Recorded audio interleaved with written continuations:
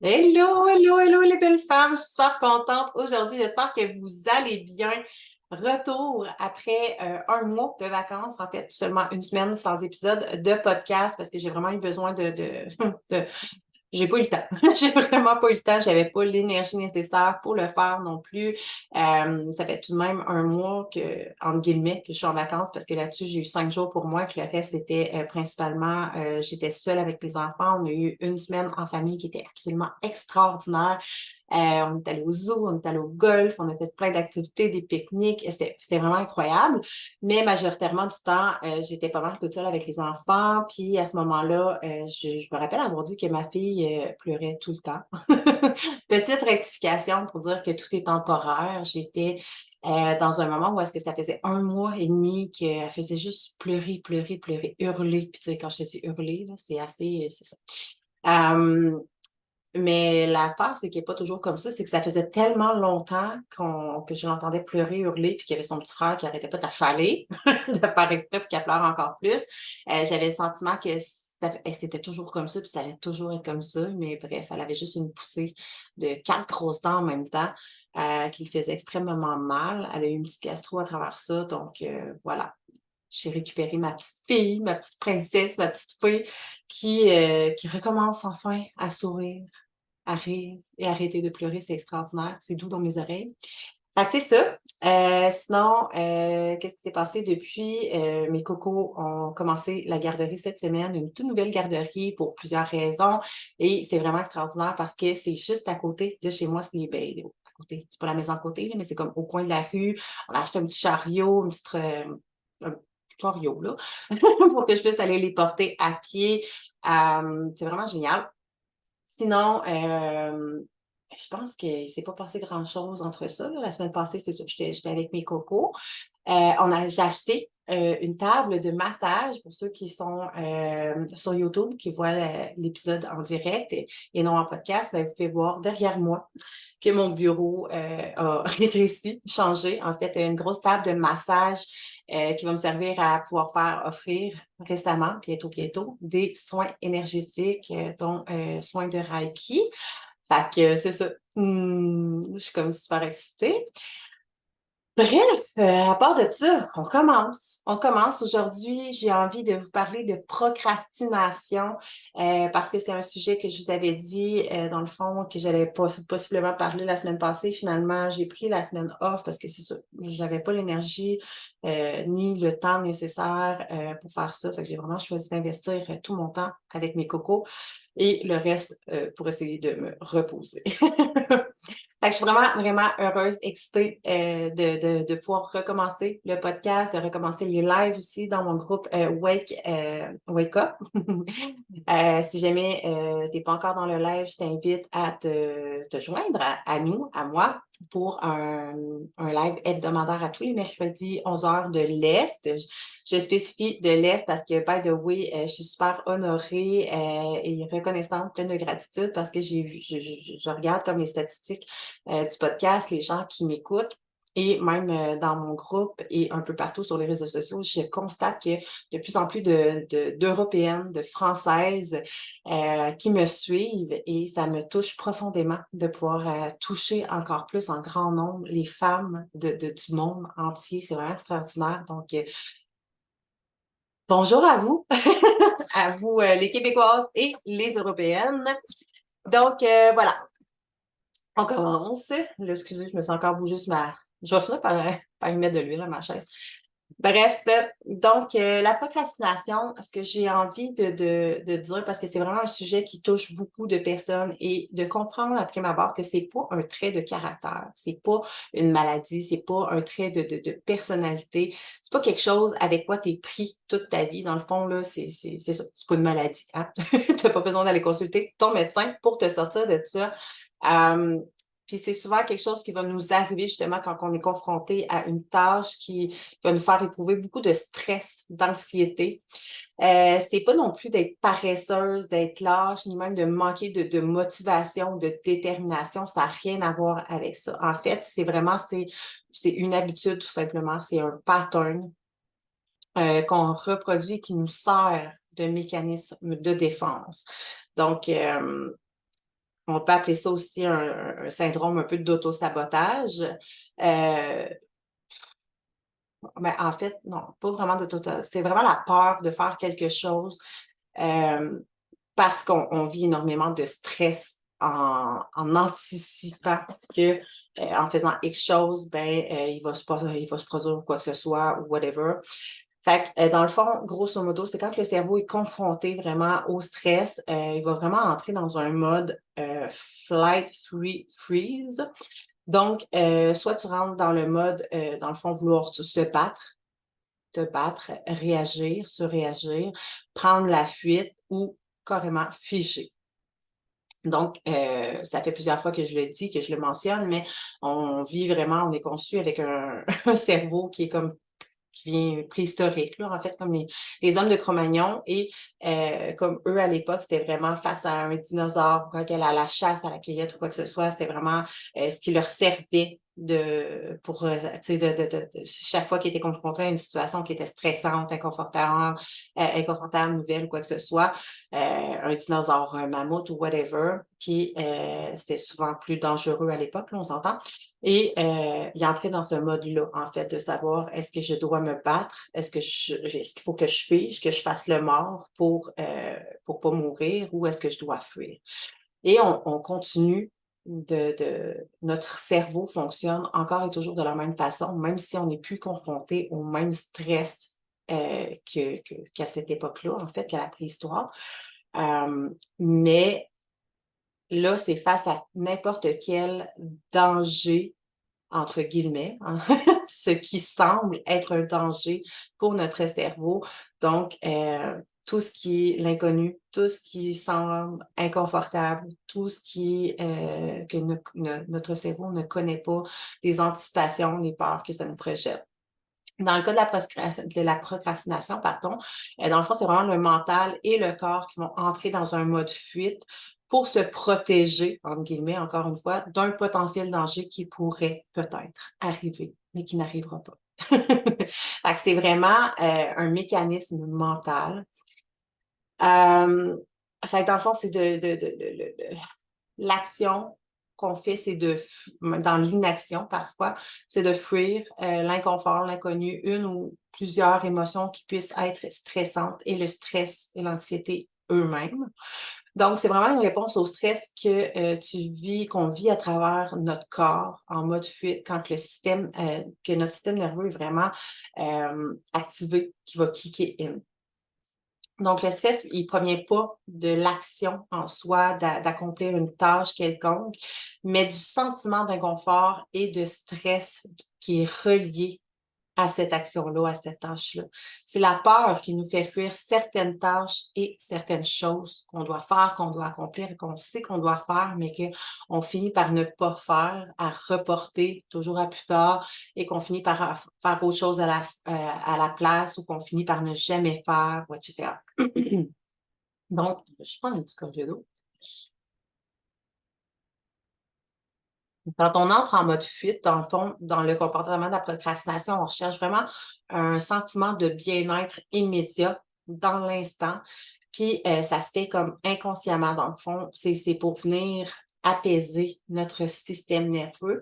Donc, scroller sur les réseaux sociaux, zapper sur Netflix, écouter la télé, écouter des films, jouer à des jeux, whatever. Tu sais, ceux qui ont des addictions, des trucs comme ça, tu pas besoin d'avoir des addictions nécessairement pour, être dans la procrastination, mais c'est vraiment un exemple, tu sais, à chaque fois que tu as quelque chose à accomplir, tu sais que tu dois faire quelque chose qui va, mettons, décoller ta carrière, aller passer, que ce soit aller passer une entrevue, faire tes impôts, rompre une relation, avoir une conversation avec ton chum ou une amie ou avec un membre de ta famille, quelque chose que tu sais que tu dois faire, mais que tu reportes finalement, bien souvent, tu vas pouvoir te surprendre assez souvent au 21e siècle, en train de scroller ton téléphone, en train de regarder, de gosser sur, ton cellulaire, les réseaux sociaux.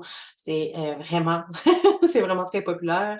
Netflix aussi, quand tu sais que tu dois faire quelque chose, que ce soit de faire un coaching dans lequel tu investis, whatever, quelles sont les tâches, les choses que tu sais que tu dois faire et que tu ne fais pas parce que, il y a un stress qui se cache derrière tout ça, un stress, assez souvent très inconscient. En fait, donc, comme je te dis, les réseaux sociaux, Netflix sont vraiment des excellents exemples. Sont vraiment des distractions, en fait, qui sont rapides et qui nous changent les idées rapidement.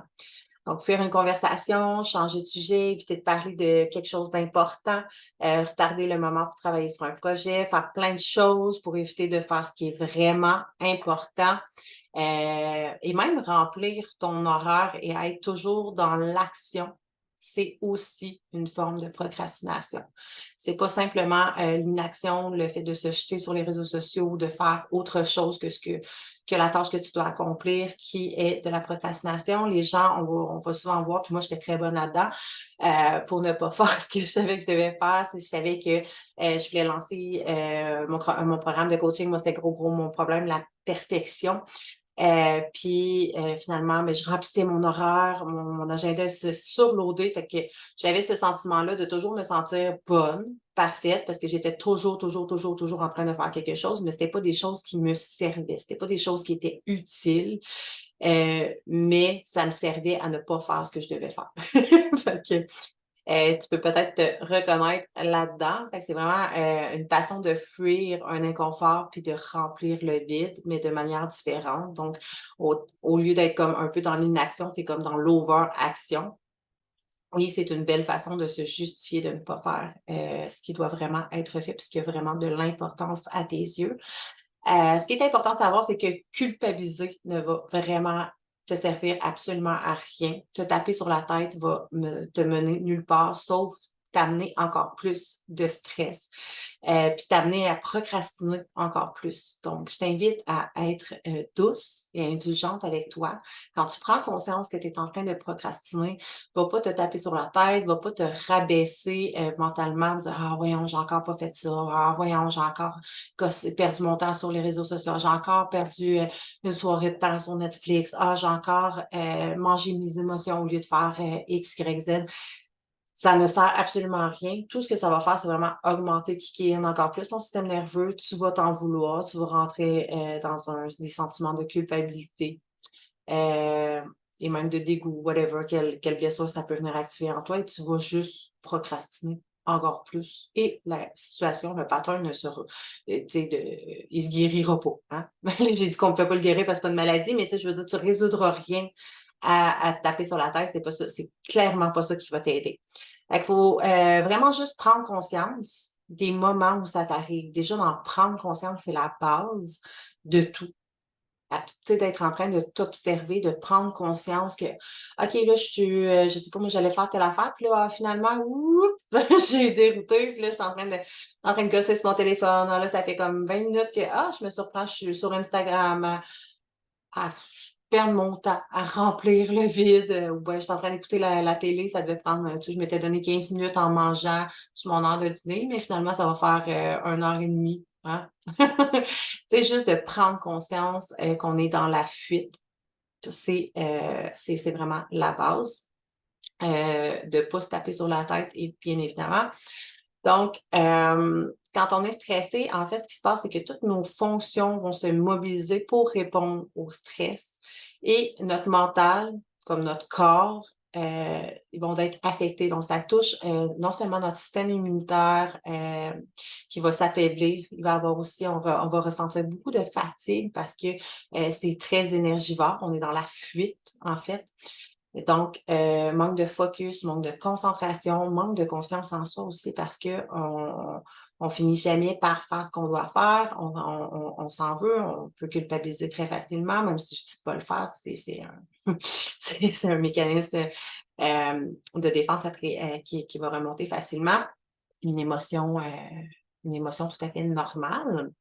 Donc, c'est vraiment pas ça qui peut aider. Et pour notre confiance aussi, le sentiment de se dire à chaque fois j'ai quelque chose à faire, je finis toujours par me saboter, je finis toujours par procrastiner, j'arrive jamais à faire ce que je veux faire, je vais jamais au bout des choses, j'accomplis jamais, etc., etc. Donc, c'est extrêmement difficile pour notre confiance en nous. Et ça veut pas dire qu'on n'est pas bon, qu'on peut pas réussir, mais c'est ce qu'on finit généralement par penser si on reste dans ce ce cercle vicieux de procrastination. Donc, il y a souvent la peur du rejet et le perfectionniste qui vont être des grands liens avec la procrastination. Donc, la peur d'être rejetée, de ne pas être assez ou le sentiment de ne pas être parfaite, comme je te disais.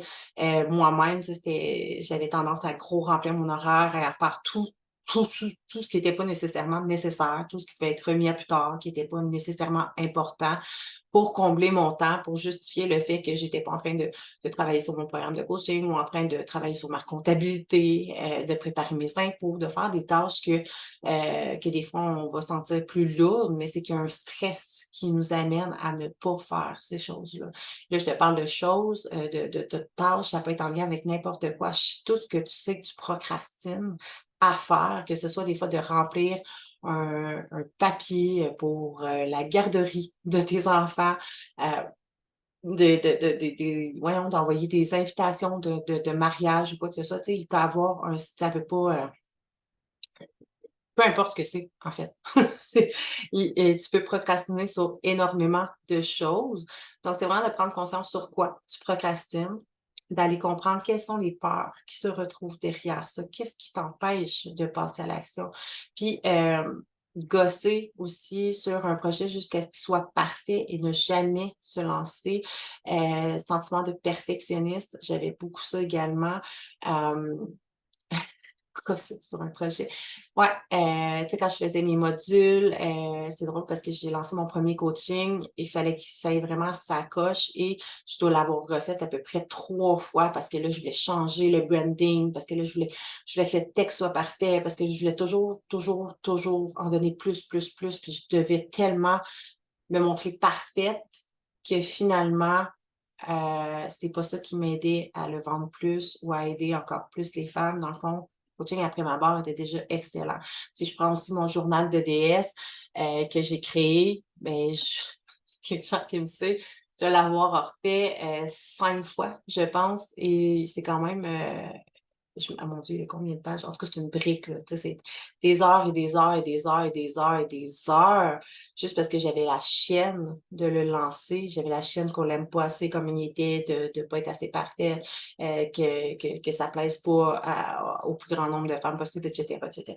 Fait que souvent, ça va être beaucoup de choses comme ça, des projets qui sont super importants, qui nous tiennent à cœur. Le fait de se lancer comme entrepreneur, tu sais, là, je te donne cet exemple-là parce que c'est des choses que moi j'ai vécues, mais il a fallu que j'aie travaillé gros sur mon syndrome de perfectionniste, d'avoir ce sentiment-là que tout devait être parfait, que moi je devais être parfaite et de lâcher prise là-dessus parce que si tu attends que tout soit parfait, ben, tu vas attendre toute ta vie puis il n'y a jamais rien qui va se passer.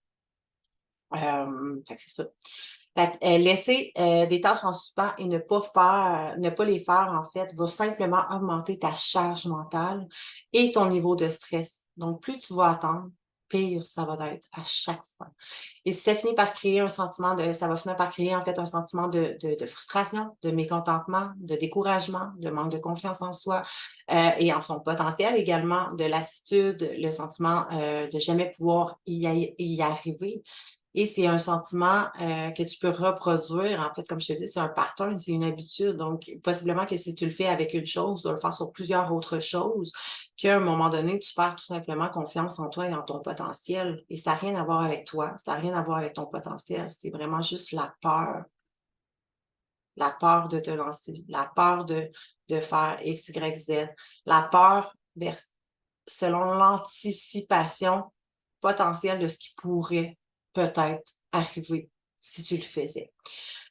Donc, je t'ai rendu où dans tout ce que je disais, moi, là? Donc, la procrastination, c'est une conséquence de ce qui se passe à l'intérieur de toi. La peur et l'anticipation de ce qui pourrait potentiellement arriver quand tu vas avoir fait quelque chose. Donc, s'observer. La première étape, là, ce que je te dis, c'est vraiment de s'observer, de prendre conscience de tes comportements, de tes patterns. Donc, puis là, je te parle principalement aujourd'hui de la procrastination, mais travailler sur soi, c'est prendre conscience, c'est d'ouvrir sa conscience, premièrement, de prendre conscience de qui tu es, de ce que tu fais, de tes comportements, tes patterns, tes habitudes, etc. Et ici, plus clairement, de la procrastination. Chaque fois que tu te vois que tu es en train de procrastiner, tu es en train de faire autre chose que tu sais que tu devrais être en train de faire, de ce que tu sais qui te tient à cœur. Et là, c'est pas nécessairement des choses qui te tiennent à cœur nécessairement, mais tu sais, ça peut être de faire tes impôts. Moi, je retarde tout le temps ce moment-là de faire mes impôts. Je retardais, pardon, toujours ce moment-là. Maintenant, je m'y prends d'avance et je rentre toutes mes dépenses, mes revenus, etc. Mais avant, je le faisais toujours à dernière minute parce que c'était quelque chose qui m'écœurait, qui me levait le cœur. Mais ça dénotait le stress j'avais peur de savoir combien j'avais fait de revenus, si j'étais arrivée, si j'avais eu les résultats que j'espérais. Fait que c'était vraiment relié à la peur face à mes résultats, face à l'argent. Donc, c'est ça. Fait qu'il va fallu aller travailler sur ça avant de pouvoir être en mesure de pouvoir justement faire mes impôts et de briser ce pattern de procrastination-là face à mon incapacité à faire mes impôts à temps.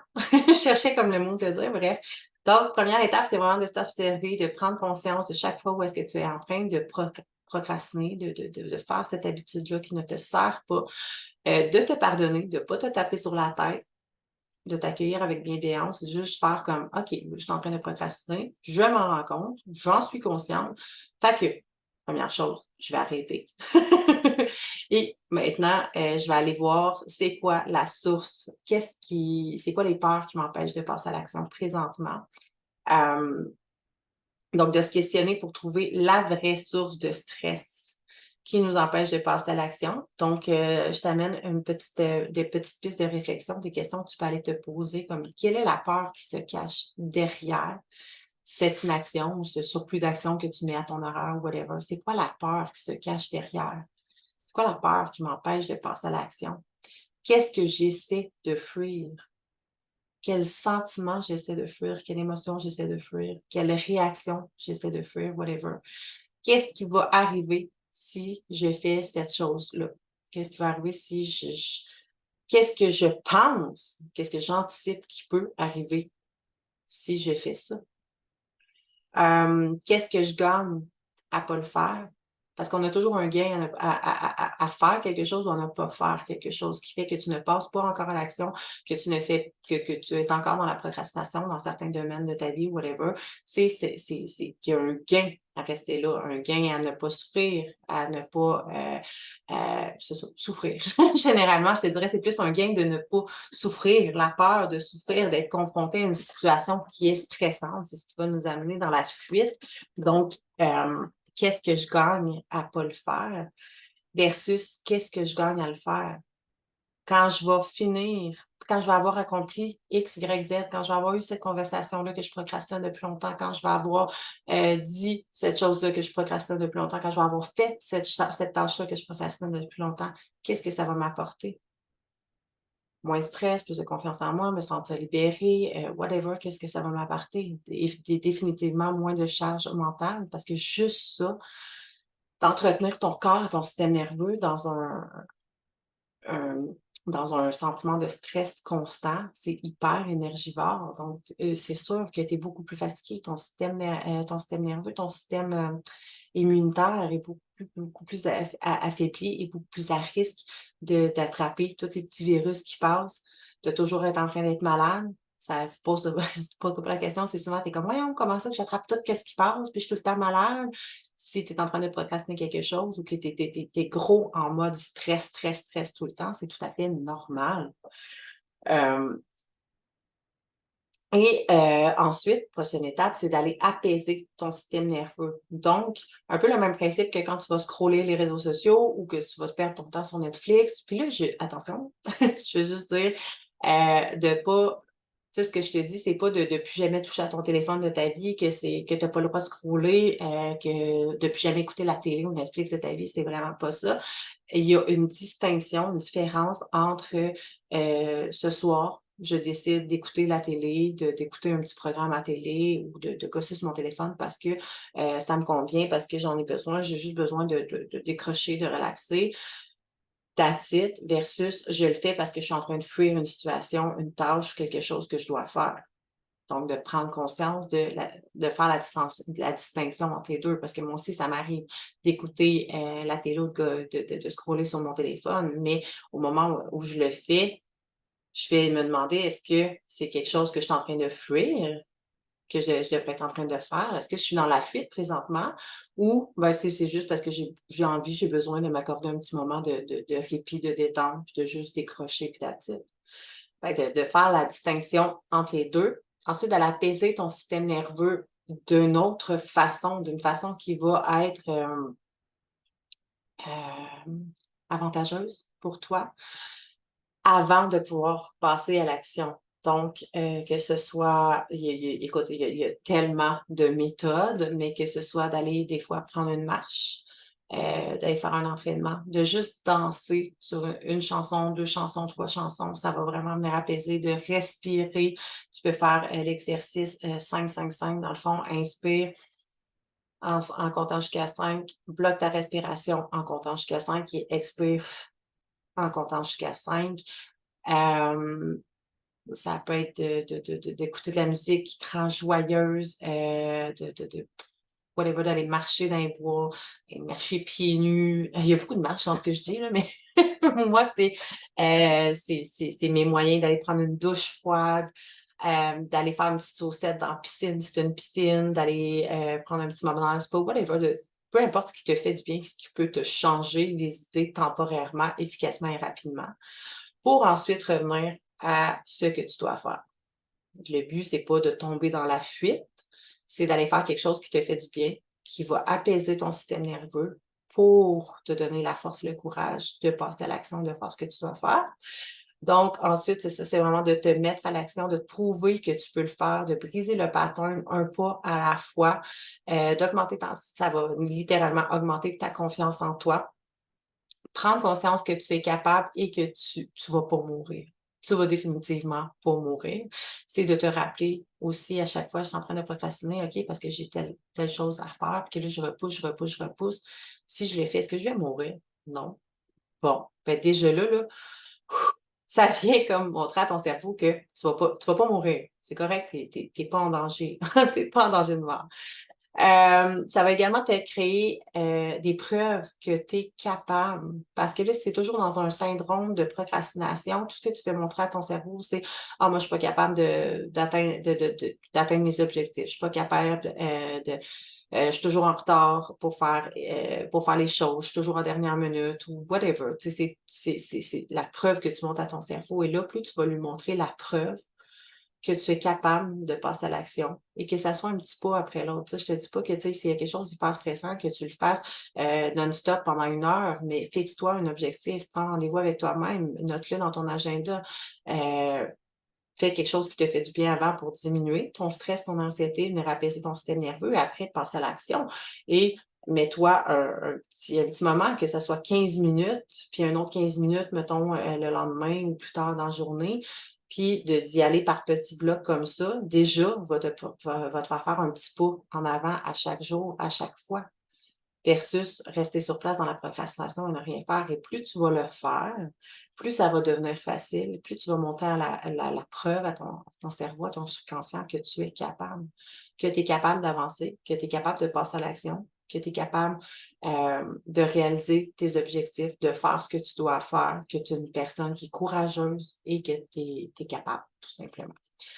Donc, plus tu vas briser le pattern et plus tu vas prendre confiance en toi et en ton potentiel. Donc, d'arrêter de penser que tu n'es pas capable de faire X, Y, Z, que tu n'as pas le potentiel pour faire les choses, quoi que ce soit, caché derrière ce sentiment de ce mécanisme, ce comportement de procrastination-là. Donc, plus tu vas le faire, plus tu vas apprendre à faire les choses, d'arrêter de remettre à plus tard, d'arrêter de procrastiner, plus ton estime, ta confiance personnelle, ta confiance en toi, je vais te dire, bon, ta confiance en toi va augmenter naturellement, graduellement, et plus tu vas juste avoir confiance absolue que peu importe tes situations, tu es toujours capable d'y arriver, de faire le nécessaire et de passer à l'action.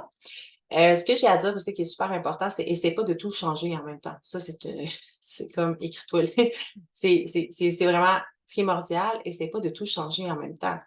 Premièrement, si ton corps est en overstress, c'est possible que tu procrastines en fait sur une tâche parce que tu as déjà un surplus de stress pour plusieurs autres choses à accomplir. Vas-y vraiment une chose à la fois en priorisant ce qui te gruge le plus d'énergie, ce qui te gruge le plus de jus. Donc, tu sais, que ce soit d'envoyer, mettons, des faire-part de mariage, de faire tes impôts, whatever, de remplir un document de garderie pour ton employeur, et cetera, puis que tu repousses tout le temps ces petites choses-là, ben c'est peut-être parce qu'il y a quelque chose de plus gros en arrière qui te stresse. C'est peut-être, justement de lancer ton programme de coaching, de whatever ce que c'est, de donner ta démission, d'avoir une conversation avec ton chum, de quitter ton partenaire, whatever ce que c'est. Mais souvent, c'est qu'il peut y avoir, tu sais, en fait, on a plusieurs charges de stress dans la vie courante, et d'y aller un stress à la fois. Essaye pas de gérer tous tes stress dans la même journée. Tu vas péter aux frettes, ton système nerveux va kicker in, ça fonctionnera pas. Ce qu'on veut, c'est vraiment d'y aller une chose à la fois. Donc, choisis, tu sais, fais la liste de OK, qu'est-ce que j'ai à régler présentement, comme une to-do list. OK, maintenant, qu'est-ce qui me gruge le plus? Qu'est-ce qui presse le plus, là, qui est vraiment le plus important, qui a peut-être un deadline, etc. Et qu'est-ce qui me gruge le plus de jus présentement, et élimine stress par stress, par stress, par stress. Donc, vas-y par ordre de priorité, tout simplement, jusqu'à avoir éliminé tout stress. Bon, il va toujours y avoir du stress là, avec les enfants, la garderie, l'école, le souper, les devoirs. Là, je parle vraiment comme une maman, mais le travail, etc. On a toujours comme du stress à tous les jours de notre vie, d'où pourquoi c'est hyper important d'aller réguler notre système nerveux. Mais si en plus tu as des charges mentales comme ça, des tâches inassouvies, inaccomplies, non entamées, que tu as tout ça en tête, clairement, ça te crée encore plus de stress. Donc, va décharger ces surcharges mentales-là tranquillement les unes après les autres. Et c'est correct de faire aussi de la procrastination qu'on appelle une forme de procrastination qui soit préventive, un peu comme je te parlais tantôt. En fait, c'est vraiment de créer un sentiment rapide de bien-être pour évacuer le stress et revenir ensuite à la tâche. Donc, de ne pas tomber dans la fuite, dans la procrastination, mais de vraiment aller voir, OK, là, présentement, je sais pas, là, je suis en train de stresser, je suis en train de me prendre à vouloir aller scroller sur mon téléphone parce que j'évite de faire quelque chose. Qu'est-ce que je peux faire maintenant pour apaiser mon système nerveux? Mettons d'aller prendre une marche, d'aller mettre de la musique, de dessiner, de whatever. Et après ça, de revenir à cette tâche pas, à cette tâche-là que tu évites, cette action-là, cette chose-là, plutôt que de rester dans cette activité-là qui t'apporte un sentiment de bien-être, mais qui te fait encore éviter de passer à l'action.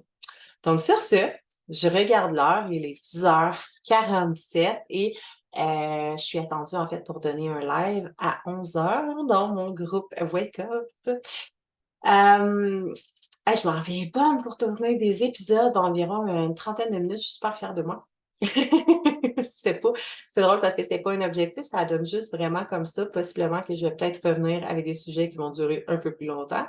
Fait que c'est ça. C'est juste, je trouve ça particulier. Ça fait quelques épisodes d'une trentaine de minutes. By the way, laissez-moi savoir. Moi, je suis une personne que j'aime ça écouter des épisodes de podcast qui sont longs quand même. J'aime ça 45 minutes, 1 heure. Ce qui est l'avantage avec podcast, c'est qu'on peut le mettre sur pause puis revenir plus tard, puis on reprend exactement où on était. Perso, je ne tripe pas sur des épisodes de 5 à 10, 15 minutes. Je trouve que c'est trop court, mais ça, c'est moi. Fait que si jamais vous avez des commentaires par rapport à ça, laissez-moi savoir. Je suis toujours contente d'avoir vos commentaires, de connecter avec vous. Donc, Sur ce, j'espère que l'épisode vous a plu. Encore une fois, n'hésitez pas à partager, liker, donner une cote 5 étoiles, me taguer dans vos stories, venir m'écrire en privé pour me poser toutes vos questions, ou me donner des idées potentielles de podcasts que je pourrais tourner pour répondre à vos questions ou peu importe. Donc, ben voilà, je vous souhaite une merveilleuse semaine. Bonne journée, bonne soirée ou bonne matinée encore une fois et on se revoit, on se rejase la semaine prochaine. Bye!